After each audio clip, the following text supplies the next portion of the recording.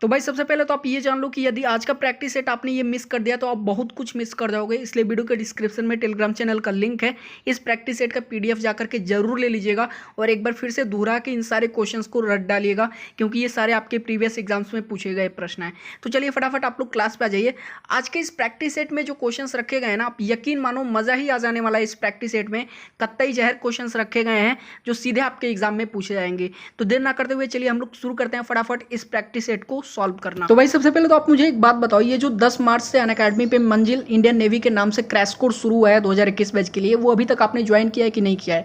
यदि अभी तक आपने नहीं किया है मतलब क्या कर रहे हो, आपको ज्वाइन करना ही पड़ेगा। ठीक है, आप फटाफट अपने आपको अनअकैडमी पे इनरोल करो और जाकर के प्लस कोर्सेज बाई करके ये क्रैश कोर्स ज्वाइन कर लो। आप देख सकते हो इसमें टॉप एजुकेटर मिलकर के आपके 2021 बैच की तैयारी करा रहे हैं, जिसमें प्रियांक प्रभास सर आपको जीएस और रीजनिंग पढ़ा रहे हैं, अनिश पाठक सर आपको इंग्लिश और मयंक चतुर्वेदी सर को आप जानते ही हैं, वो आपको मैथ पढ़ा रहे हैं। ठीक है, और डेफिनेटली मैं आपको गारंटी दे सकता हूँ इस जो ये क्रैश कोर्स है कि इस क्रैश कोर्स से आपके जो है इंडियन नेवी की तैयारी, आप चाहे एसएसआर की तैयारी कर रहे हो, एमआर की या फिर AA की, डेफिनेटली बेहतर से बेहतर हो जाने वाली है और आप पहली बार में ही एग्जाम में बेहतर से बेहतर करके दिखाएंगे। सो प्लीज जाइए अपने आपको अनअकैडमी पे इनरोल करिए और ये बैच कोर्स ज्वाइन कर लीजिए। चलिए अगला देखते हैं। हाँ जी, ध्यान दीजिएगा, अब अगला नोटिस है हमारे एयरफोर्स के कैंडिडेट के लिए। तो 8 मार्च से अनअकैडमी पे ये मिशन एयरफोर्स नाम का प्रैक्टिस बैच शुरू हुआ है 35 दिन का। ठीक है, तो आपको भी पता है कि आपके एग्जाम में बिल्कुल भी समय नहीं बचा है, तो यदि बेहतर से बेहतर प्रैक्टिस करना चाहते हैं अपने एग्जाम की कम से कम समय में, तो आज ही अपने आपको अनअकैडमी पे इनरोल करो, प्लस कोर्सेज बाय करो और जाकर के फटाफट ये प्रैक्टिस बैच ज्वाइन कर लो। जो 35 दिन का ये प्रैक्टिस बैच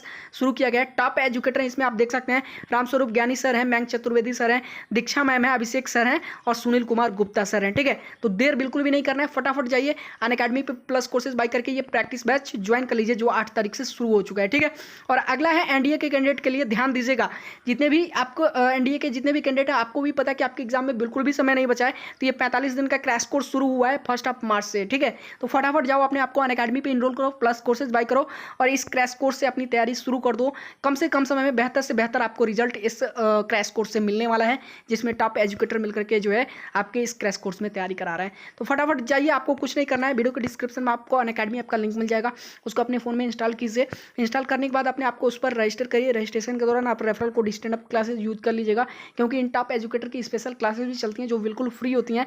तो referral code stand up classes use करने के बाद आप इन्हें बिल्कुल फ्री देख पाएंगे और उसके बाद जो है जब कभी भी आप प्लस कोर्सेज बाई करते हैं तो आपको एक्स्ट्रा 10% का डिस्काउंट मिल जाएगा। तो फटाफट जाइए अपने आपको अनअकैडमी पे इनरोल करिए और अपनी तैयारी को एक नया मुकाम देना शुरू कर दीजिए। चलिए अपने क्लास की तरफ चलते हैं। हाँ जी भाई, तो अब इस धमाकेदार प्रैक्टिस सेट के क्वेश्चंस देखने से पहले हर बार की तरह सबसे पहले तो वीडियो को लाइक कर दीजिए, इसे अपने दोस्तों तक शेयर करिए और साथ में चैनल पे नए हैं तो फटाफट चैनल को सब्सक्राइब कर लीजिए, फटाफट कीजिए। देखिए ऐसे ही प्रैक्टिस सेट में डेली लेकर के आता रहता हूँ, तो चैनल सब्सक्राइब रहेगा तो आपको डेली वीडियो को नोटिफिकेशन बाई टाइम मिल जाया करेगा। फटाफट लाइक से और सब्सक्राइब करिए, मैं इंतजार कर रहा हूँ, उसके बाद क्वेश्चंस देखेंगे। फटाफट करिए दोस्तों, लाइक से और सब्सक्राइब करिए ताकि आपके दोस्त भी आकर के इस क्लास को देख सकें और अपनी बेहतर से बेहतर तैयारी कर सकें। तो ध्यान दीजिएगा दोस्तों, हमारे इस प्रैक्टिस सेट का जो सबसे पहला क्वेश्चन दिया गया है, जो सबसे महत्वपूर्ण है, कई बार एग्जाम में पूछा गया है, मतलब आप गिनती नहीं है कितनी बार ये पूछा गया है। ठीक है, पूछ रहा है हु बिल्ड हवा महल, हवा महल का निर्माण किसने करवाया था। बेहद महत्वपूर्ण क्वेश्चन है, फटाफट कमेंट करेगा। बिल्कुल सही जवाब आप सभी लोग दे रहे हैं। ऑप्शन नंबर ए है Shahjahan, option number B Akbar, option number C Maharaja Sawai Pratap Singh और ऑप्शन नंबर डी है नवाबदीज। फटाफट कमेंट करिए। तो दोस्तों मैं आपको बता दूं, ये जो हवा महल है इसका निर्माण करवाया गया था महाराजा सवाई प्रताप सिंह के द्वारा। किसके द्वारा? महाराजा सवाई प्रताप सिंह के द्वारा। और यदि पूछे हवा महल कहाँ पे है तो आप क्या लिखेंगे? जयपुर राजस्थान। कहाँ पे? जयपुर राजस्थान। और निर्माण किसने करवाया था? महाराजा सवाई प्रताप सिंह। चलिए अगले क्वेश्चन की तरफ हम लोग बढ़ते हैं दोस्तों। तो हमारा अगला क्वेश्चन कहता है the famous Meenakshi temple is situated in which city. प्रसिद्ध मीनाक्षी मंदिर किस शहर में स्थित है? फटाफट कमेंट करेगा, बेहद महत्वपूर्ण क्वेश्चन है। बिल्कुल सही जवाब आप सभी लोग दे रहे हैं। ऑप्शन नंबर ए बोलता हूँ Rameswaram, option number B Guwahati, option number C Madurai और ऑप्शन नंबर डी महाबलीपुरम। तो दोस्तों मैं आपको बता दूं, ये जो प्रसिद्ध मीनाक्षी मंदिर है ये है आपका मदुरई में। कहाँ पे है? मदुरई में। ठीक है, याद कर लीजिएगा, ऑप्शन नंबर सी हमारा बिल्कुल करेक्ट है। अगले क्वेश्चन की तरफ हम लोग बढ़ते हैं दोस्तों। तो हमारा अगला क्वेश्चन कहता है Geet Sethi is associated with which of the following sport. Geet Sethi का संबंध निम्नलिखित में से किस खेल से है? बेहद महत्वपूर्ण क्वेश्चन है, फटाफट कमेंट करिए। बिल्कुल सही जवाब दे रहे हैं आप सभी लोग। तो दोस्तों मैं आपको बता दूं, जो गीत सेठी हैं इनका संबंध बिलियर्ड्स से है। किस खेल से संबंधित है? बिलियर्ड्स से। याद कर लीजिएगा, ऑप्शन नंबर बी हमारा बिल्कुल करेक्ट है, एग्जाम में काफी और काफी बार आ चुका है। चलिए अगले क्वेश्चन की तरफ हम लोग बढ़ते हैं दोस्तों। हमारा अगला क्वेश्चन कहता है Duleep trophy is associated with which game. बेहद महत्वपूर्ण क्वेश्चन है। दलीप ट्रॉफी किस खेल से संबंधित है? किस खेल में ये दिया जाता है दलीप ट्रॉफी? काफी और काफी बार एग्जाम में आ चुका है, फटाफट कमेंट करिएगा दोस्तों, फटाफट कमेंट करिए। तो मैं आपको बता दूं दोस्तों, ये जो दलीप ट्रॉफी है ये क्रिकेट में दिया जाता है। किस खेल से संबंधित है? क्रिकेट से, ठीक है, याद कर लीजिएगा, क्रिकेट में दिया जाता है दलीप ट्रॉफी। चलिए अगले क्वेश्चन की तरफ हम लोग बढ़ते हैं। तो हमारा अगला क्वेश्चन तो और भी बेहद महत्वपूर्ण है, ध्यान दीजिएगा। भारत में मुख्य न्यायाधीश की नियुक्ति कौन करता है? बेहद महत्वपूर्ण क्वेश्चन है, फटाफट कमेंट करिए। Chief justice of India is appointed by, किसके द्वारा? ऑप्शन नंबर ए बोलता हूँ prime minister, option number B president, option number C speaker of Lok Sabha, Lok Sabha के का स्पीकर, और option number D chief minister of states, राज्यों के मुख्यमंत्री। फटाफट कमेंट करेगा। भारत में मुख्य न्यायाधीश की नियुक्ति कौन करता है? तो वो होता है आपका राष्ट्रपति, ठीक है, याद कर लीजिएगा। भारत में मुख्य न्यायाधीश का जो नियुक्ति करता है वो होता है राष्ट्रपति। राष्ट्रपति ही नियुक्ति करेगा मुख्य न्यायाधीश का, ठीक है, और कोई भी नहीं, याद कर लीजिएगा, चीफ जस्टिस इसको बोलते हैं। चलिए अगले क्वेश्चन की तरफ हम लोग बढ़ते हैं दोस्तों। तो हमारा अगला क्वेश्चन कह रहा है, फटाफट कमेंट करेगा। देखिए बेहद महत्वपूर्ण क्वेश्चन है। भारत सरकार की जो 8वीं पंचवर्षीय योजना का कार्यकाल क्या है? ठीक है, जो भारत सरकार की 8वीं पंचवर्षीय योजना थी उसका कार्यकाल पूछ रहा है यहाँ पे, ठीक है।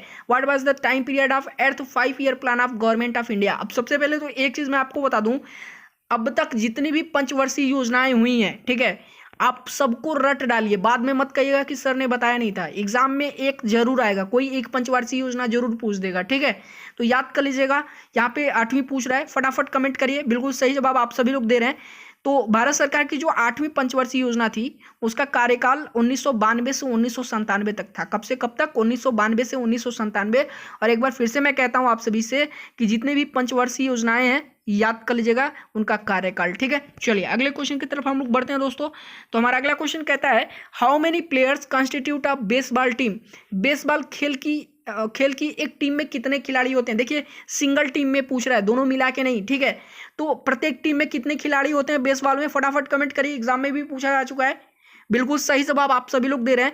तो दोस्तों मैं आपको बता दूं, बेसबॉल खेल की एक टीम में 9 खिलाड़ी होते हैं, मतलब 9 खिलाड़ी एक तरफ और 9 खिलाड़ी एक तरफ, टोटल 18 खिलाड़ी, ठीक है, पूरे गेम में। चलिए अगले क्वेश्चन की तरफ हम बढ़ते हैं दोस्तों। तो हमारा अगला क्वेश्चन कहता है, देखिएगा बेहद महत्वपूर्ण क्वेश्चन है, एग्जाम में हजारों बार से ऊपर ये पूछा गया है। Who was the writer of the book titled India wins freedom? अब यही नहीं पता है तो कुछ नहीं पता होगा, ठीक है।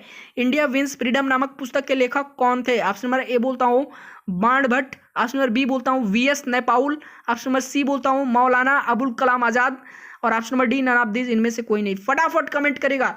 इंडिया विंस फ्रीडम नामक पुस्तक के लेखक कौन है? बहुत ही बार आपके एग्जाम में ये पूछा गया है, जितने भी लोग देख रहे हैं बिल्कुल सही जवाब आप सभी लोग दे रहे हैं, ठीक है।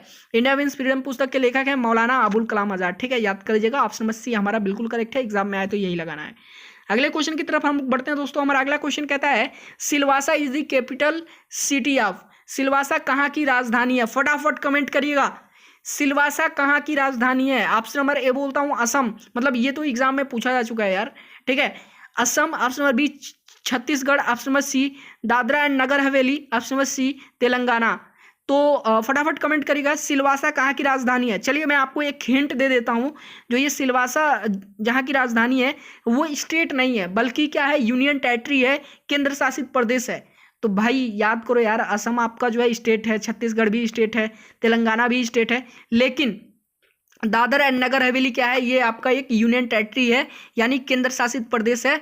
तो दादर एंड नगर हवेली का ही राजधानी है सिलवासा, याद कर लीजिएगा, ठीक है। सिलवासा दादरा एंड नगर हवेली का क्या है, राजधानी है, ठीक है, याद कर लीजिएगा, एग्जाम में आ चुका है। चलिए अगले क्वेश्चन की तरफ हम लोग बढ़ते हैं दोस्तों। हमारा अगला क्वेश्चन कहता है, Bharatanatyam is a folk dance of which state? ये क्वेश्चन हर बार एग्जाम में आता है।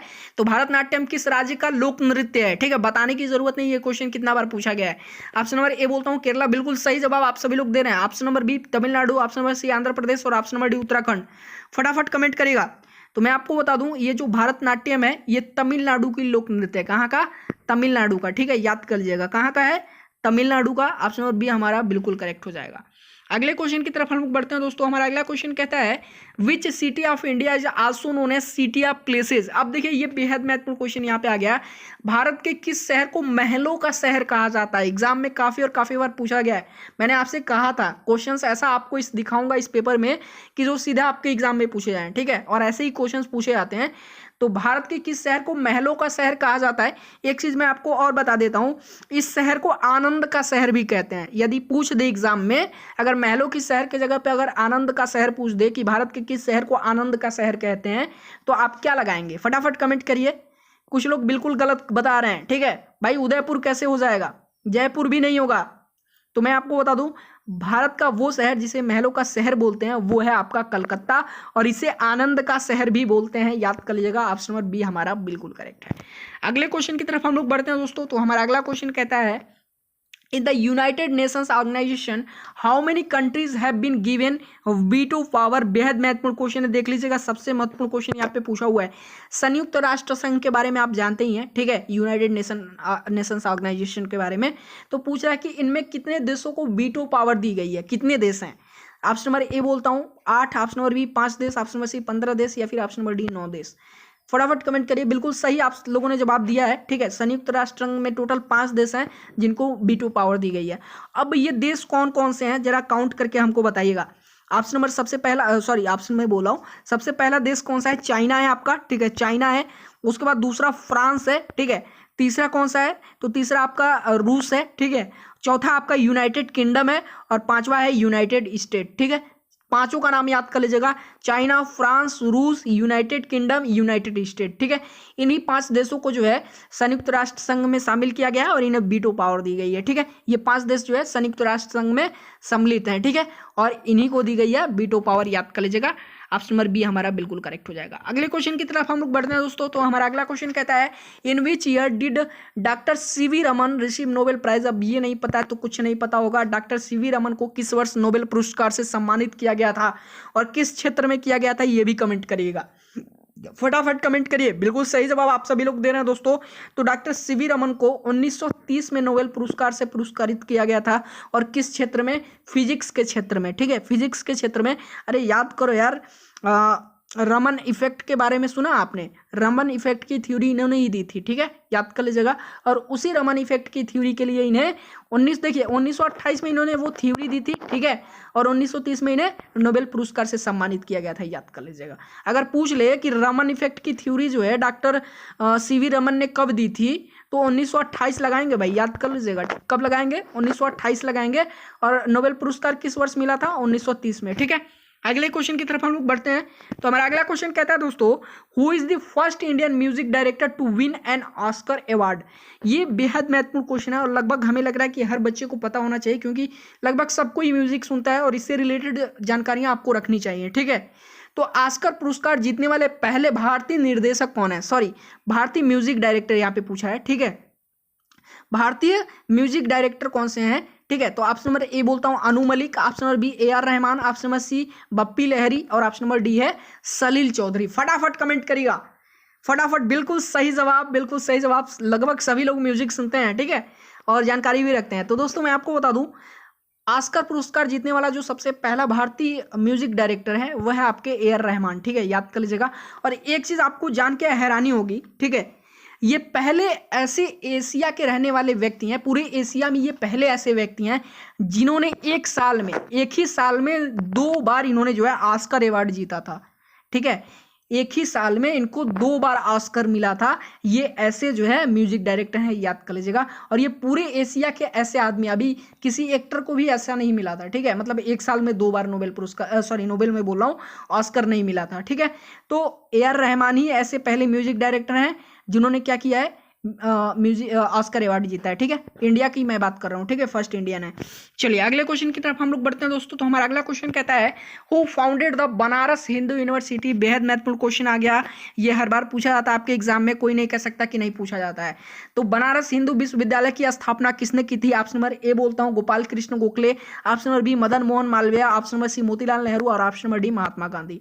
तो दोस्तों मैं आपको बता दूं, इसमें बताने की जरूरत ही नहीं है, आप सभी को पता है, बिल्कुल सही कमेंट आप सभी लोग कर रहे हैं, ठीक है। तो बनारस हिंदू विश्वविद्यालय की स्थापना किसने की थी, पंडित मदन मोहन मालवीय, ठीक है, याद कर लीजिएगा, Pandit Madan Mohan Malviya. Option number B हमारा बिल्कुल करेक्ट है। चलिए अगले क्वेश्चन की तरफ हम लोग बढ़ते हैं दोस्तों। तो हमारा अगला क्वेश्चन कहता है, quite India movement was launched by Mahatma Gandhi in which year. अब ये फिर से एक बेहद महत्वपूर्ण क्वेश्चन आ गया, हर बार एग्जाम में आता है। तो अंग्रेजों भारत छोड़ो आंदोलन के बारे में तो आप जानते ही होंगे, पढ़े हैं शुरू से, 7, 8, 9 से पढ़ते आ रहे हैं। तो अंग्रेजों भारत छोड़ो आंदोलन महात्मा गांधी जी द्वारा किस वर्ष शुरू किया गया था। बेहद महत्वपूर्ण क्वेश्चन है, फटाफट कमेंट करेगा। बिल्कुल सही जवाब आप सभी लोग दे रहे हैं। और एक चीज मैं आपको और बता दूं, ये जो क्वाइट इंडिया मूवमेंट है इसे एक नाम से और जानते हैं, याद कर लीजिएगा। क्वाइट इंडिया मूवमेंट को किस एक नाम से और जानते हैं, उसको बोलते हैं अगस्त मूवमेंट। क्या बोलते हैं, अगस्त मूवमेंट, ठीक है, याद कर लीजिएगा, क्या बोलते हैं, अगस्त मूवमेंट। तो अंग्रेजों भारत छोड़ो आंदोलन महात्मा गांधी जी द्वारा जो है किस वर्ष शुरू किया गया था? 1942 में। कब? 1942 में, 9 अगस्त 1942। याद कर लीजिएगा, बिल्कुल सही जवाब आप सभी ने दिया है। बिल्कुल ऐसा ही एग्जाम में करके आना है, जब ऐसा करोगे तब तो कुछ भला होगा भाई। ठीक है, यहाँ तो जब आप देते हो एग्जाम में जाकर के आप जो है बिल्कुल शून्य जीरो माइंडेड हो जाते हो। ठीक है, तो यहाँ जो चीज़ आप कर रहे हो सही, बिल्कुल यही चीज़ आपको एग्जाम में भी सही करना है। चलिए अगले क्वेश्चन की तरफ हम लोग बढ़ते हैं दोस्तों। तो हमारा अगला क्वेश्चन कहता है, देख लीजिएगा, ये जो हमारा क्वेश्चन है हमारे इस क्लास का सबसे अंतिम प्रश्न है। और रूल तो आपको पता ही, हमारे प्रैक्टिस सेट या फिर क्लास का जो अंतिम क्वेश्चन होता है हमारे क्लास का, वो आप सभी के लिए होता है। ठीक है, तो फटाफट कमेंट करेगा, which is first newspaper of India, Bharat का सबसे पहला समाचार पत्र कौन सा है। और आप ये भी कमेंट करके बताएंगे कि आपने इस पूरे क्लास में कितना स्कोर किया है। ठीक है, टोटल 70 क्वेश्चन में से आप कितना बिल्कुल सही कर पाए हैं। तो भारत का सबसे पहला समाचार पत्र कौन सा है? Option number A Bombay Gazette, option number B Bengal Gazette, option number C Bombay Times और option number D Hindustan Times. फटाफट कमेंट करेगा। तो आज के क्लास में बस इतना ही रहने देते हैं। ठीक है, बाकी आप कमेंट करके जरूर बताइएगा कितना क्वेश्चन आपने बिल्कुल सही किया। और इस क्वेश्चन का आंसर आप जरूर कमेंट कीजिएगा, एग्जाम में काफ़ी और काफ़ी बार पूछा जा चुका है। तो फिर मिलते हैं एक नए प्रैक्टिस सेट का साथ में, तब तक के लिए धन्यवाद।